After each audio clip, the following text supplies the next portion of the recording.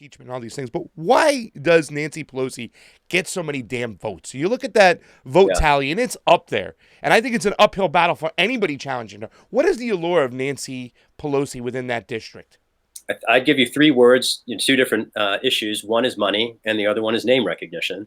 Those are both very difficult barriers to surmount as a challenger without the benefit of the national platform that she's established over the last generation and the corporate network that she's built around the fundraising base that put her in office in the first place. People sometimes forget that before she was a member of Congress, long before she was the Speaker of the House, Nancy Pelosi was a professional fundraiser. She was.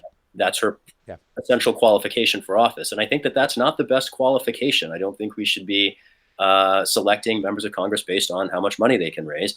I think a much more important criterion to consider is who is willing to both understand, show up for, and follow the oath of office. And I think that the oath of office as it relates to impeachment is particularly critical here because the fact that the Democratic leadership is not pursuing impeachment is roughly analogous to just not showing up for work. And unlike the speaker, I'm very eager to show up for my district and represent our interests, the visionary, proud values of this city in Washington. And maybe another thing I just note there, I've done the job before, even without a seat in Congress. I did live and work in Washington for the better part of a decade, advancing peace and justice, civil rights, socialist alternatives to corporate policies. I've been invited by two different members of the House to speak in House briefings to inform members and their aides about proposed surveillance reform. I've also been arrested in the U.S. Senate for an act of journalism on related issues.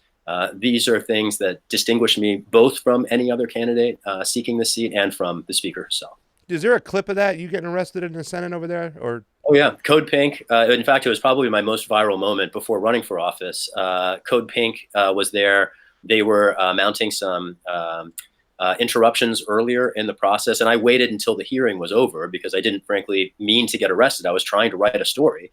And I was asking James Clapper, who was the director of national intelligence under the Obama administration, a fairly straightforward question that I'll note I had asked his general counsel just about 3 months before, maybe even 6 months before, at the Cato surveillance conference. To his credit, Bob Litt, the general counsel to the director of national intelligence, he answered the question on the record. It was broadcast by C-SPAN. I wanted to get his boss on the record for a story I was going to write. And just the act of asking the question, this is at the end of a then Chairman McCain chaired hearing in the Senate Armed Services Committee. As soon as even before I finished asking the question, I found myself under arrest. And frankly, no one's ever answered the question. No one's ever asked the question since. And I would love to pose it to your listeners because I think it's a revealing question, the answer to which is unsettling.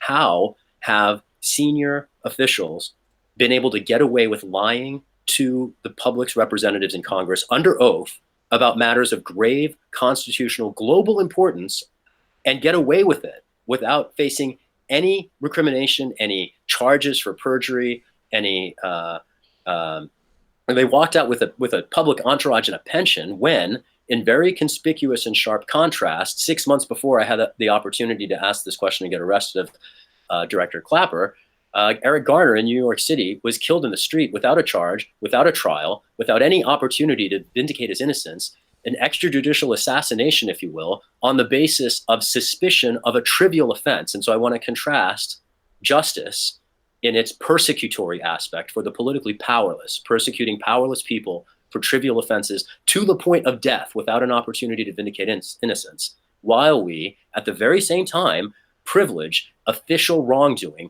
outright corruption, we invest in and reward. And I think that distinction between the predatory so-called justice for powerless people and the permissive so-called justice for the powerful is very revealing of how our system does not know equal justice. It's revealing of the illegitimacy of a great many things in our legal system. And these are some of the issues that, as a member of Congress, I aim and look forward to addressing. That's awesome. When we played the video of you getting arrested there, that was the first time I got to see it.